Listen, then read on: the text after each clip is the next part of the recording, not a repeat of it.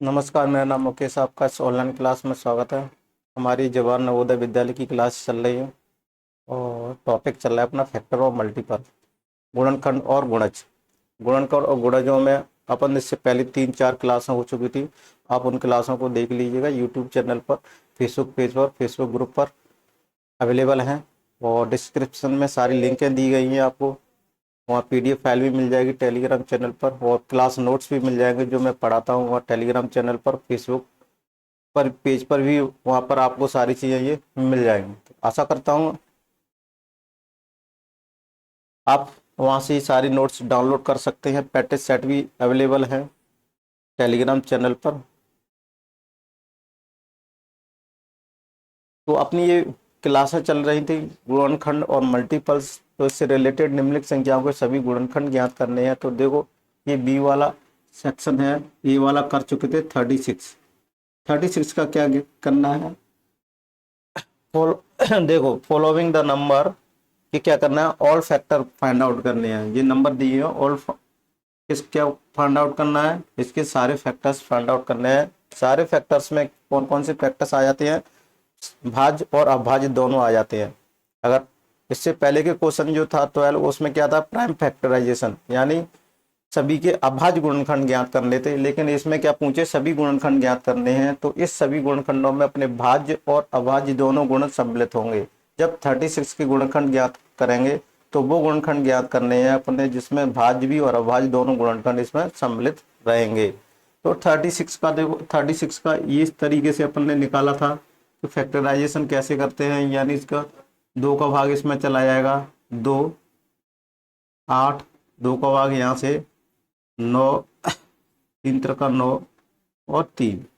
Prime factorisation देखे जाएंगे तो 2, 2 इंटू 2 इंटू 3 इंटू 3, ये प्राइम फैक्टराइजेशन आ गया। लेकिन 36 के अपन ऑल फैक्टर्स पूछे हुए हैं, ऑल फैक्टर पूछे गए। तो 1 इंटू 1 36, ये तो हर संख्या का फैक्टराइजेशन होना ही है, ये तो फैक्टराइजेशन होना ही है।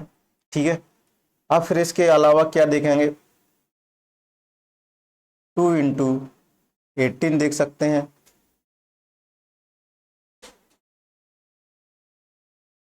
फिर क्या देख सकते हैं,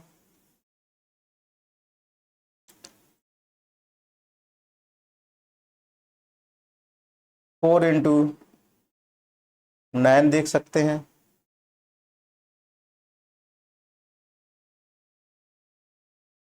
और फिर क्या देख सकते हैं,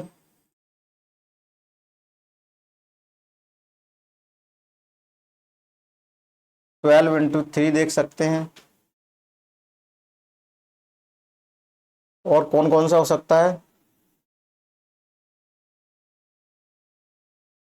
देखो, अगर ऐसा कन्फ्यूजन है, अपन को कन्फ्यूजन है कि कहीं ऐसे कैसे ज्ञात कर सकते हैं कितनी संख्या आएगी, तो यहाँ से 2 की पावर 2 इंटू 3 की पावर 2, यहाँ से क्या है 3, और 3 देखो 9, टोटल कितने, टोटल फैक्टर कितने आएंगे, टोटल फैक्टर 9 आएंगे। तो इससे निकालने से ये फायदा होता है, अपन को ये पता चल जाता है 9 आएंगे, 2, 4, 6, 8। अभी 2 फैक्टर और रह गए हैं, वो यहाँ से चेक कर लेते हैं। देखो, यहाँ से अपन ने कैसे ज्ञात की है, 2 18। अभी एक और आएगा अपना, कौन सा जाएगा, 9, ये आएगा अपना, हाँ, 9 इंटू 4। तो ये भी 36 हो जाता है, ये भी 36 हो जाता है, ये भी 36 हो जाएगा, और ये भी 36 हो जाएगा। 2, 4, 6, 8, 2, 4, 6, 8 और 10, 10 आएगा। 1 मिनट देखते हैं।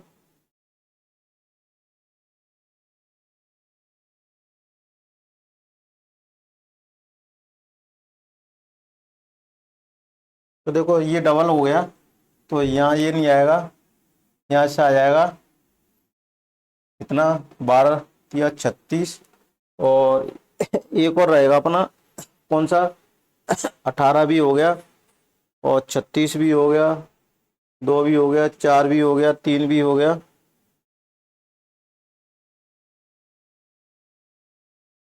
ये कौन सा आ जाएगा, निचौक, सॉरी, निचौक 3600, ये पूरा हो गया है। देखो तो ये कौन सा हो जाएगा, ये डबल हो गया, ये हो जाएगा 6 × 6। तो देखो कितने हो जाएंगे, यहाँ से एक 6 हो गया है। अब यहाँ से जब इसको काउंट करेंगे तो टोटल कितने आ जाएंगे अपने, 9 फैक्टर आ जाएंगे। कितने फैक्टर हो जाएंगे, 9 फैक्टर हो जाएंगे। वो फैक्टर कौन कौन से होंगे, 1 होगा, 2 होगा, 3 होगा, 4 होगा, 6 होगा, 9 होगा, 12 होगा, 18 होगा और 36 होगा। 1 2 3 4 5 6 7 8 9, ये पूरे टोटल फैक्टर हो जाएंगे। ये क्या आ जाएंगे अपने, फैक्टर हो जाएंगे। यहाँ तक समझ में आ रहा होगा, ये टोटल फैक्टर हो जाएंगे। तो फैक्टरों की संख्या कितनी हो जाएगी, सभी गुणनखंड लिखेंगे और सभी गुणनखंड ये आ जाएंगे और सभी गुणनखंडों की संख्या कितनी होगी, 9। सबसे पहले ये यहाँ से आइडिया अपन लगा लेंगे। तो ये समझ में आया होगा 36 वाला। अब देखते हैं 48 वाला, किसको करेंगे, सी वाले को करेंगे अपन, सी वाले को 48, 48 वाले को यहाँ से करेंगे। अब 48 को देखते हैं अपन, 48 को देखते हैं। जब 48 को गया तो यहाँ से कितना जाएगा,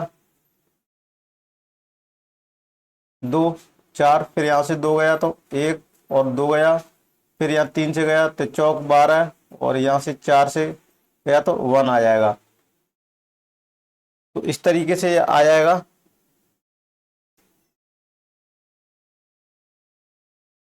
तो यहाँ से क्या करेंगे, टोटल कितने आ जाएंगे, 12 टोटल फैक्टर होने चाहिए। कितने, 48 के कितने होने चाहिए, 48 के इतने होने चाहिए। तो 48 को इस तरीके से इसलिए लगाया क्योंकि इससे आइडिया आ जाएगा अपन को। तो 48 के जब करेंगे तो यहाँ से देखो कितना हो जाएगा, पहले तो ऐसे ऐसे करते जाना क्रॉस क्रॉस में, 2 × पहले तो इस तरीके से देख लेते हैं, 1 × 48 बराबर 48 आ जाएगा। फिर एक क्या रहेगा, 2 × 24, फिर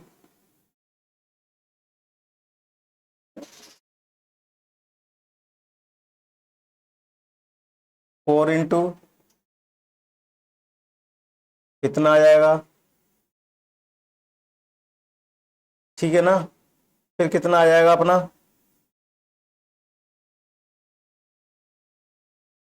12 × 4 रिपीट हो जाएगा, जाती है 12 भी रिपीट हो जाएगा। और फिर देखेंगे अपन इसको और भी फैक्टर, देखो कितने कितने आ जाएंगे। अब यहाँ से आ जाएगा 3, 3 का कितने बार आ जाएगा,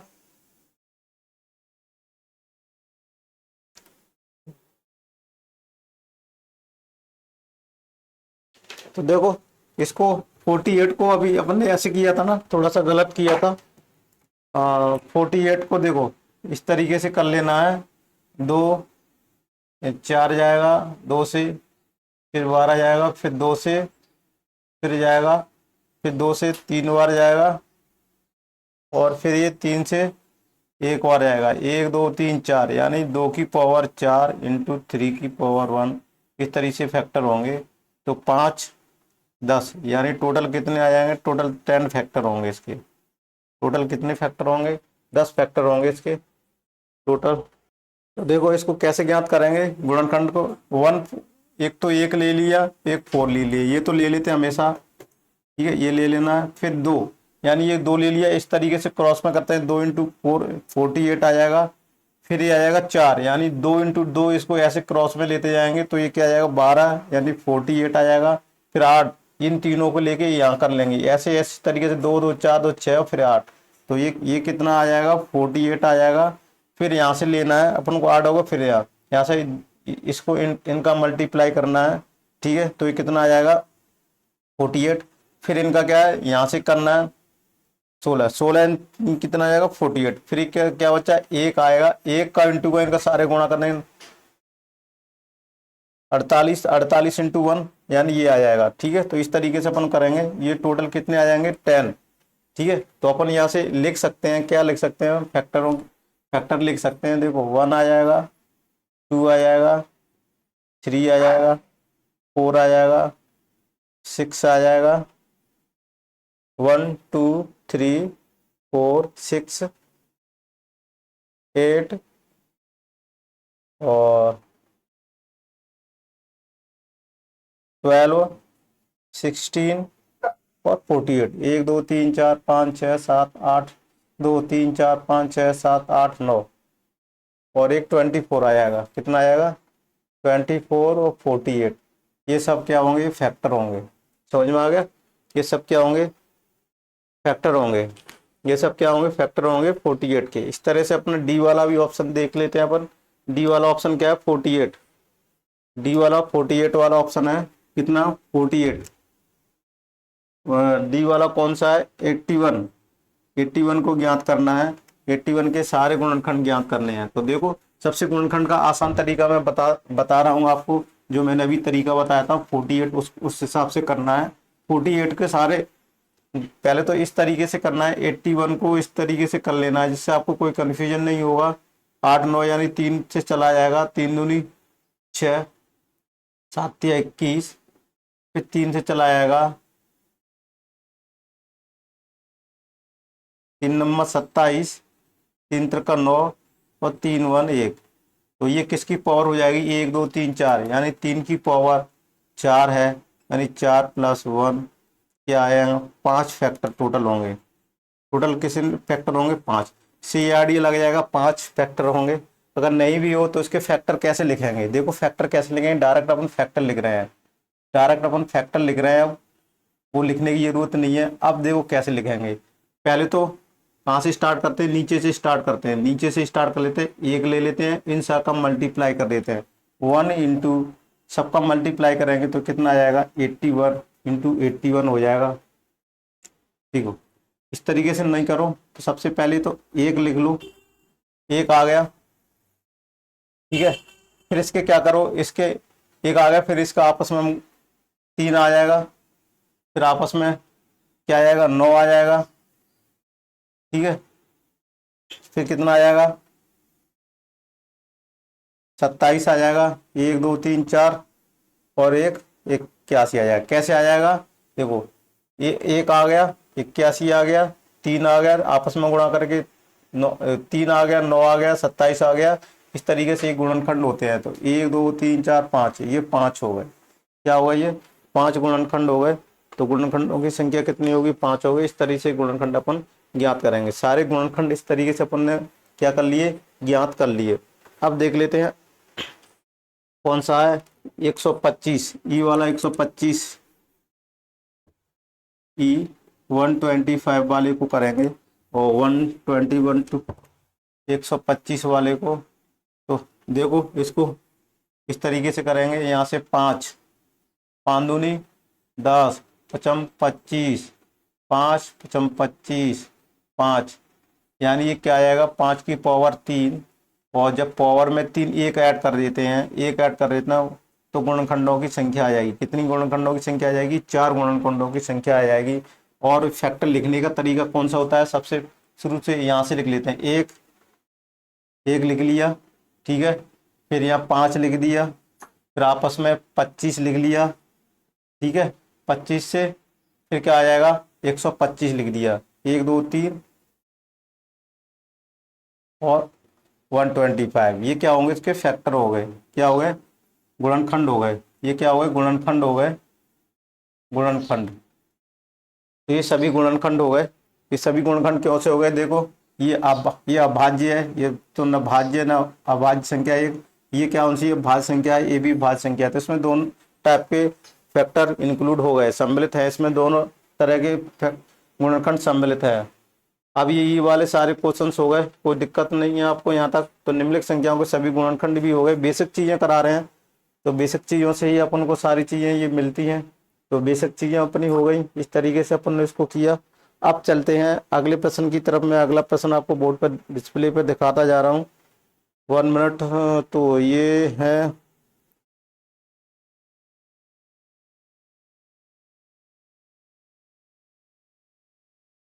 which of the following is a factor of 27। देखो, इसमें क्या दिया हुआ है? 27 का कौन सा फैक्टर है? 27 का 27 का फैक्टर 27 का फैक्टर ज्ञात करना है। ऑप्शन दिए हुए हैं, कौन सा 27 का एक फैक्टर है। तो फैक्टर की एक प्रॉपर्टी रहती है, फैक्टर का एक गुण रहता है, किसी भी संख्या का अगर कोई फैक्टर ज्ञात करना है तो एक प्रॉपर्टी होती है, अगर किसी संख्या का कोई एक फैक्टर है तो उस फैक्टर का उस संख्या में पूरी तरह से भाग जाना चाहिए, यानी उस फैक्टर का उस संख्या में भाग दोगे तो रिमाइंडर कितना बचेगा, जीरो बचेगा। रिमाइंडर कितना बचना चाहिए, जीरो। किसी भी संख्या के जितने भी अपन ने फैक्टर निकाले थे वो फैक्टर तभी कहलाएंगे, वो फैक्टर तभी कहलाएंगे जब उस फैक्टर का उस संख्या में पूरी तरह से भाग चला जाए या डिविजिबल होगा। वो फैक्टर उस संख्या का सारे क्या होंगे, डिविजिबल होंगे।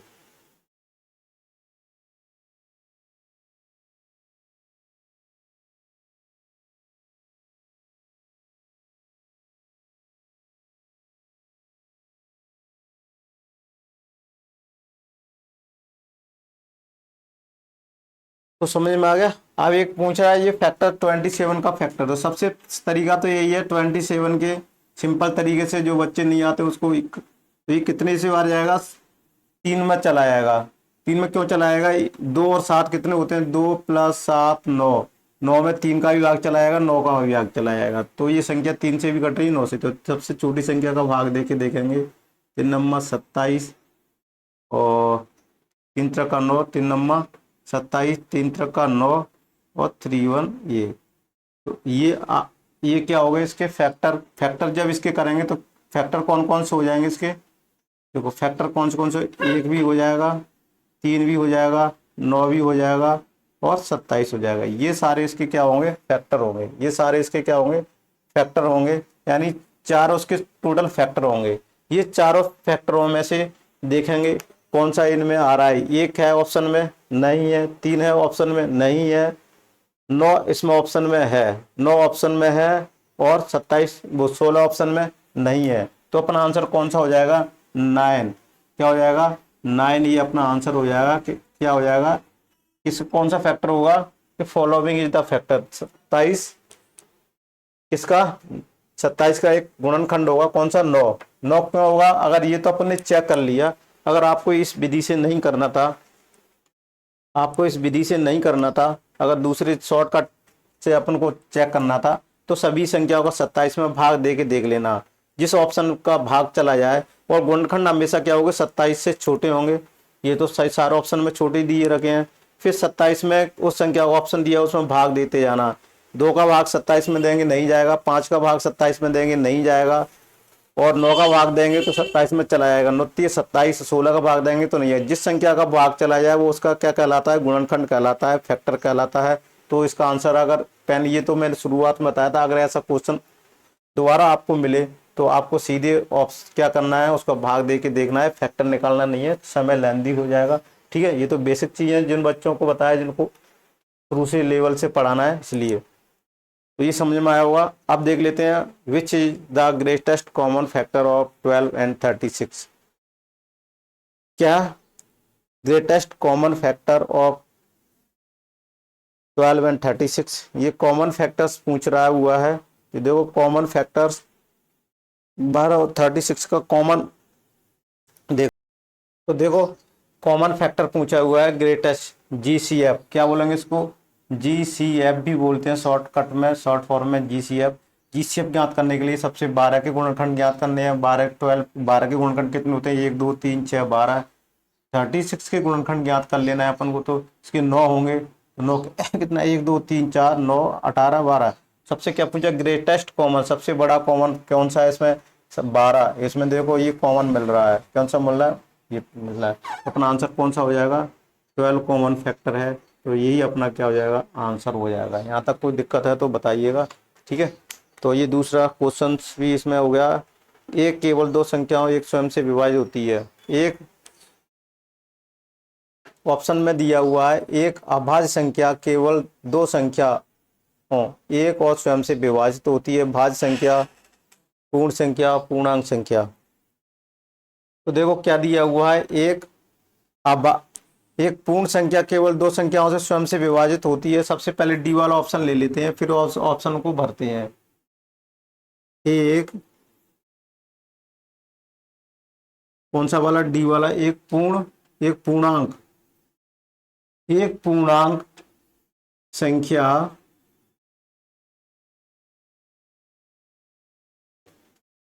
केवल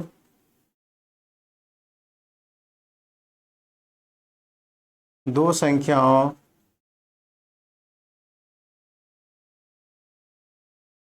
एक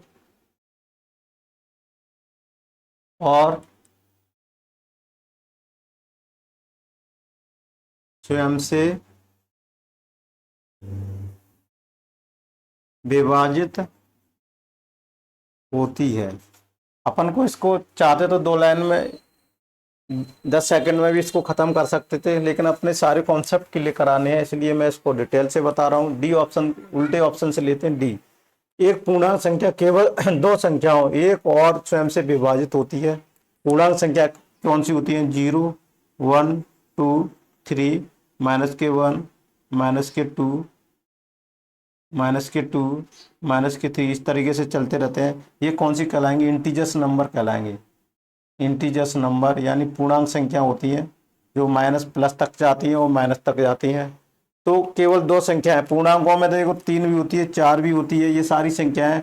तो क्या ये संख्या 4 है? ये 1 से भी डिवाइड हो रही है, 4 से भी डिवाइड हो रही है, 2 से भी डिवाइड हो रही है। ये 4 संख्या 1 से, 4 से, 2 से। तो ये ऑप्शन क्या हो जाएगा? गलत हो जाएगा कि केवल, यहाँ केवल दिया हुआ दो संख्या एक और स्वयं से विभाजित होती है, ऐसा जरूरी नहीं है। सिर्फ ये दो संख्या है, अभाज्य संख्या होंगी वही सिर्फ दो संख्याओं से अब विभाजित होंगी, वरना नहीं होंगी। पूर्णांक संख्या दे दी तो ये ऑप्शन सारा गलत हो जाएगा। कौन सा? ये वाला डी वाला ऑप्शन। ये जो ऑप्शन था ना पूर्णांक, ये गलत हो जाएगा। यानी ये डी वाला ऑप्शन अपना क्या था? रॉन्ग हो जाएगा कि पूर्णांक जो दिया हुआ था ना, पूर्णांक अगर इस खाली स्थान में पूर्णांक भर देंगे तो इसकी ये लाइन कंप्लीट होगी। क्या कंप्लीट होगी? एक पूर्णांक संख्या केवल दो संख्या एक भी से विभाजित होती है तो नहीं, उसमें पूर्णांक में 4 भी आती है, 6 भी आती है, 8 भी आती है। इनके सब एक और संख्या के अलावा भी तीसरी संख्या से विभाजित होती हैं। तो इसलिए ये डी वाला ऑप्शन क्या हो जाएगा? क्रॉस हो जाएगा। डी वाला ऑप्शन क्या हो जाएगा? क्रॉस हो जाएगा। फिर सी संख्या बोलेंगे, कौन सी? पूर्ण संख्या। पूर्ण संख्या ले लेंगे तो पूर्ण संख्या में भी कौन सी ले लेते हैं अपन? यहाँ जगह इसको ये भरोगे, जब एक पूर्ण संख्या, क्या भरोगे इसको? एक पूर्ण संख्या। जब एक पूर्ण संख्या केवल दो संख्या हो एक से, तो ये भी गलत है। यानी यहाँ 8 क्या है? पूर्ण संख्या है। 8 क्या है? पूर्ण संख्या है। 8 क्या है? पूर्ण संख्या है। ये 1 से भी डिविजिबल होगी, 8 से भी डिविजिबल होगी, 2 से भी डिविजिबल होगी और 4 से भी डिविजिबल। तो इसके एक और 8 के अलावा, एक और स्वयं के अलावा भी दो संख्या अपन को मिल गई। कौन सी मिल गई? 2 भी मिल गई, 4 भी मिल गई। तो इसलिए ये कहना सही नहीं है कि पूर्ण संख्या है दो संख्या एक से स्वयं से विभाजित होती हैं। तो ठीक है ना। जैसे पूर्ण संख्या 2 हो गई, चलो 2 तो एक से भी विभाजित होंगी, 2 से भी होगी। 3 क्या है? अभाज्य संख्या है तो 1 से 2 से विभाजित होंगी। ये तो करेक्ट है, लेकिन ये करेक्ट नहीं है, तो ये पूर्ण संख्याओं में आ गई। तो इसलिए ये भी क्या है? सी वाला भी ऑप्शन गलत है। अब देखो एक भाज्य संख्या वाला, कौन सा वाला लेते हैं? एक भाज्य वाला। भाज्य, ये कौन सा अपना ले लेते हैं? बी वाला। ये बी, जब इसमें ऑप्शन खालिस्तान में भाज्य भरोगे, एक भाज्य संख्या केवल दो, दो भाज्य संख्या के 2 से ज्यादा फैक्टर होते हैं। मैं कहूँ ये संख्या कौन सी है? 8 भाज्य है। भाज्य, भाज्य के एक गुणनखंड होगा, 2 होंगे, 4 होंगे और 8 होंगे। तो ये 2 से भी विभाजित हो रही है, 4 से भी हो रही है, तो एक और स्वयं के अलावा 2, 4 से भी विभाजित हो रही है। तो अपना ये कौन सा ऑप्शन था? बी वाला भी अपना क्या हो जाएगा? भाज्य संख्या। यानी भाज्य संख्या देखो, कंपोजिट नंबर, कंपोजिट नंबर, ये भी क्या हो जाएगा? ठीक है। अब ये देखो ए वाला ऑप्शन दिया हुआ है, क्या वाला दिया हुआ? ए वाला ऑप्शन दिया हुआ है अभाज्य संख्या यानी प्राइम नंबर। क्या है? Prime number. अभाज्य संख्या, अभाज्य संख्या। अगर इसमें अभाज्य संख्या ए वाले ऑप्शन को भर दें, क्या? अभाज्य। अभाज्य संख्या केवल दो संख्या एक और स्वयं से विभाजित होती है, तो ये सही है। ए वाला ऑप्शन वाला करेक्ट बैठता है। कौन सा वाला? ए वाला। कि क्या हो जाएगा? ए। तो अपना कौन सा ऑप्शन सही बोलाएगा? ये सही हो जाएगा कि ये सिर्फ अभाज्य ऐसी संख्या है, सिर्फ अभाज्य ऐसी संख्या है जो एक और स्वयं के अलावा किसी तीसरी संख्या से विभाजित नहीं होती है। और अभाज्य संख्या की प्राइम नंबर की सिर्फ डेफिनेशन कहलाती है, वे संख्या है दोज नंबर वो रहते हैं ओनली हैविंग 2 फैक्टर्स, जो 2 फैक्टर्स रखते हैं वो क्या कहलाते हैं? प्राइम नंबर से अभाज्य संख्या कहलाते हैं। ये क्वेश्चन सारे कॉन्सेप्ट क्लियर करा दिए। मैं चाहता हूँ 10 सेकंड में अभाज्य संख्या की डेफिनेशन इसको करा के और बाहर हो जाता। अब देखो ये नंबर, ये divisible by only 2 number 1 it self, ये इंग्लिश में था, ये हिंदी का। तो ये सारी चीजें देख लेना आप। Prime numbers, composite number, whole number and integers number. अब ये था 24, 24 सॉरी 22 के अभाज्य गुणनखंड ज्ञात करने हैं। चार ऑप्शंस दिए गए हैं और चार ऑप्शन में कौन सा सही है वो चेक करना है। इंग्लिश में ये थोड़ा सा ऊपर जा रहा है, कोई दिक्कत नहीं है। अब देखो, find the prime factors of 22।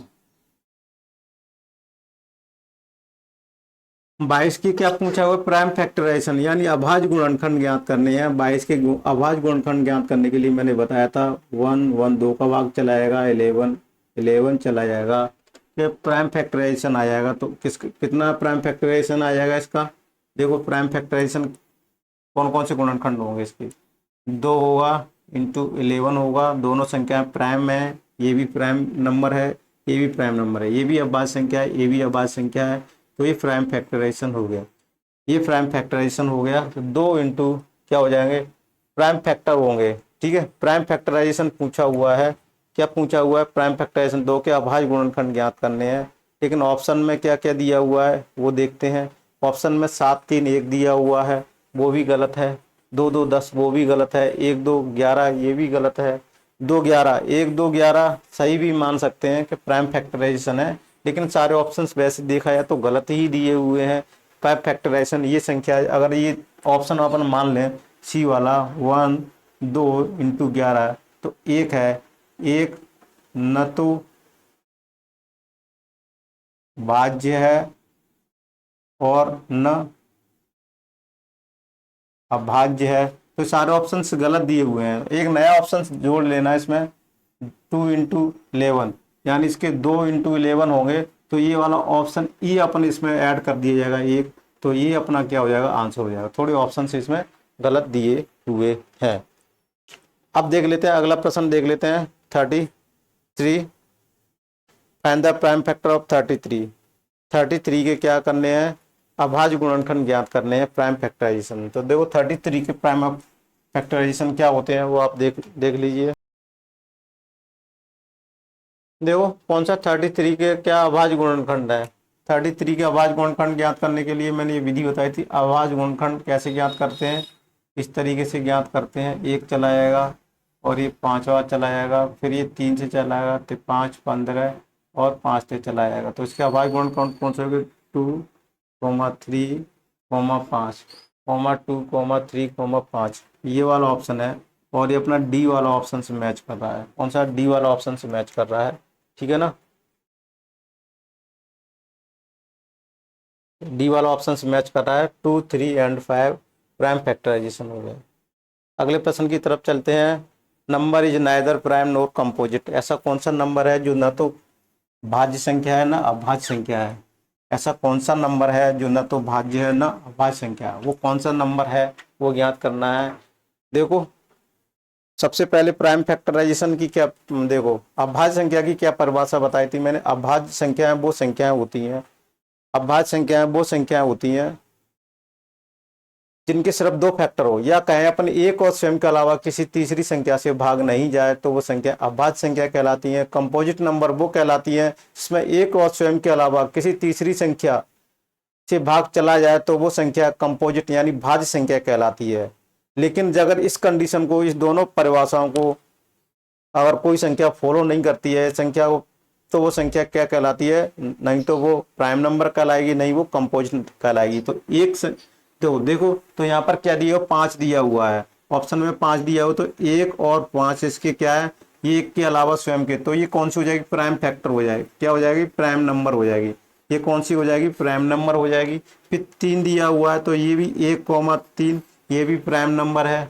फिर क्या दिया हुआ, देखो 2 ले लेते हैं, ये भी क्या है 1 2, ये भी प्राइम नंबर है। सिर्फ एक संख्या ऐसी है जिसकी सिर्फ एक फैक्टर है, यानी 1 factor, only having 1 factor, only having 1 factor. सिर्फ एक ऐसी संख्या है जो सिर्फ इसके गुणनखंड 1 है, तो ये संख्या क्या कहलाएगी, 1 कहलाएगी। तो अपना कौन सा आंसर हो जाएगा, इसमें भरोगे तो 1 1 आंसर हो जाएगा, 1।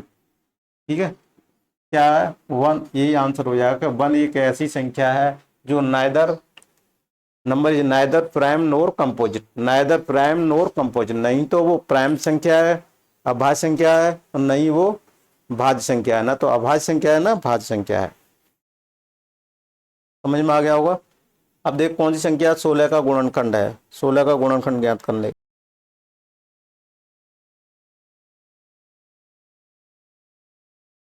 देखो 16 के गुणनखंड कौन कौन से होते हैं। 16 का गुणनखंड ज्ञात करने के लिए पहले 16 के गुणनखंड ज्ञात कर लेते हैं। 8 आ गया, 2 4 आ गया, यहाँ 2 आ गया, फिर यहाँ 2 और फिर यहाँ 2। तो 2 के गुणनखंड ये हो गए। 2 के गुणनखंड कौन से हो गए, 1 हो गया, 2 हो गया, 4 हो गया, 8 हो गया, 16 हो गया। ठीक है, तो ये कितने हो जाएंगे, 5 गुणनखंड हो गए। ये क्या है, इसके फैक्टर हैं, ये फैक्टर हो गए, ये गुणनखंड हो गए। क्या हो गए, गुणनखंड हो गए। अब ये गुणनखंड किस ऑप्शन में मैच कर रहा है, क्या 8 मैच कर रहा है। सिर्फ कौन सा मैच मैच कर रहा है, 8 मैच कर रहा है। तो ए वाला ऑप्शन अपना 8, यही क्या हो जाएगा आंसर। ये 8 क्या है इसका। अगर ये आपको ऐसे नहीं करना है तो आप क्या करना, बारीक बारीक से 8 18, 18 में किसका भाग देना है, 8 का भाग देना है। 16 में फिर किसका भाग देना है, 5 का देना है। फिर 16 में किसका भाग देना है, 9 का भाग देना है। फिर 16 में किसका भाग देना है, 7 का भाग देना है। अगर इसमें भाग दोगे तो यहाँ जीरो शेषफल बचना चाहिए। जीरो शेषफल होगा तो ये क्या होगा, फैक्टर होगा। जीरो शेषफल बचेगा तो वो फैक्टर होगा। जीरो शेषफल बचेगा तो क्या होगा, फैक्टर होगा। शेषफल जीरो बचेगा, जीरो शेषफल, जीरो शेषफल, जीरो शेषफल बचेगा तो वो उसका फैक्टर होगा। लेकिन ये फैक्टर जीरो शेषफल ये बचेगा, यहाँ जीरो शेषफल नहीं बचेगा, यहाँ भी जीरो शेषफल नहीं बचेगा, यहाँ भी जीरो शेषफल नहीं बचेगा। तो अपना यही आंसर हो जाएगा। समझ में आ रहा है। तो चलते हैं, अब देख लेते हैं विच नंबर ऑफ, ये तो इंग्लिश मीडियम में था। अब देख लेते हैं कौन सी संख्या 7 का गुणज है। कौन सी संख्या 7 का गुणज है, मल्टीपल वाला क्वेश्चन। कौन सा 7 का गुणज है। 7 का गुणज मतलब होता है कोई भी संख्या देखो इसके मल्टीप्लाई में आ रही है। 7 या 21, या अपन कहेंगे 7 का भाग किसी में चला जाएगा क्या, 62 में देखो 7 से कट रही है क्या, 45 में देखो 7 से कट रही है क्या, 49 में देखो 7 से कटे, 7 49, ये 7 में भाग बच रहा है, जीरो शेषफल बच रहा है, जीरो शेषफल बच रहा है। तो ये क्या है, एक बस ये नहीं होगी और ये नहीं है। छत्ते छकनक छत्ती छत्ते 42, क्या हो जाएगा, छकनक छत्ती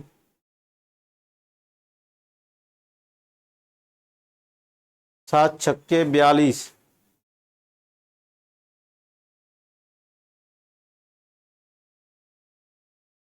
तो समझ में आ रहा। तो ये अपना क्या हो जाएगा, जीरो शेषफल बचेगा। तो हमेशा कौन सी हो जाएगी, 49। कौन सा हो जाएगा, सी वाला ऑप्शन हो जाएगा 49।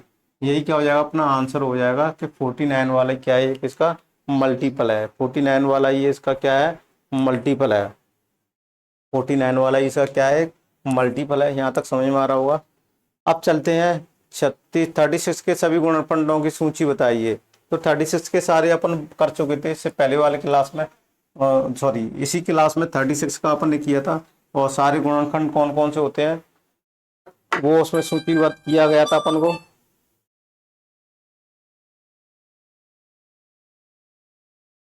36 के सभी गुणनखंडों की सूची बनाइए। तो ये मैंने आपको बता दिया था कि कैसे सूची बनाना है।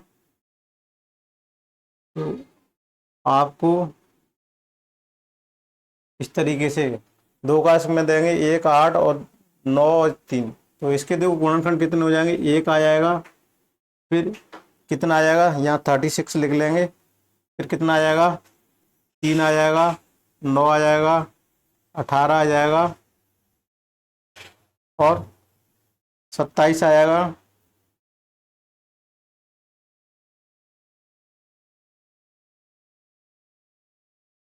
27 नहीं आएगा, ठीक है, कितना आएगा,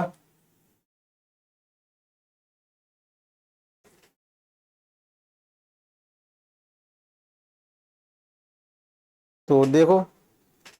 और ये 3 9 9 फैक्टर होंगे इसके, कितने फैक्टर होंगे, 9। सबसे पहले ये इसी के से देख लेंगे 9 फैक्टर होंगे कैसे, 2 की पावर 2 इंटू 3 की पावर 2 मैंने बता दिया था। इसमें क्या करेंगे, इसमें एक ऐड कर देंगे और इसकी घात में एक ऐड कर देंगे। तो इनको घातों को कैसे लिखते हैं, 2+1, 2+1 यानी 3 × 3 बराबर 9। 9 फैक्टर होंगे। कितने फैक्टर होंगे टोटल, 9 फैक्टर होंगे। 9 फैक्टर इसके ऑप्शन में कौन से दिए, 1 2 3 4 5 6 7 8 9। बी वाला ऑप्शन सही हो जाएगा। कौन सा वाला ऑप्शन हो जाएगा, बी। ये इसके सारे गुणनखंड होंगे, यानी 1 होगा, 2 होगा, देखो 1 होगा, 1 होगा, 2 होगा, 3 होगा, 4 होगा, 6 होगा, 9 होगा, 12 होगा, 18 हो गया, 36। ये सारे 9 होंगे। ठीक है, ये कितने फैक्टर हैं, 9। तो इस तरीके से अपन इसको करेंगे और अपन इस क्लास को यहीं पर स्टॉप करते हैं। ये 36 मिनट की हो गई है, काफ़ी है इतना। तो आपको ये क्लास कैसे लगी कमेंट्स में ज़रूर बताइएगा। इसको ज़्यादा से ज़्यादा शेयर कीजिएगा, जिससे और भी गरीब बच्चे हैं जो बेचारे तैयारी नहीं कर पा रहे हैं, घर बैठे हैं, तो इस वीडियो का ज़्यादा से ज़्यादा फायदा उठा सकें। Thank you for watching this video. मिलते हैं अगली नेक्स्ट क्लास में।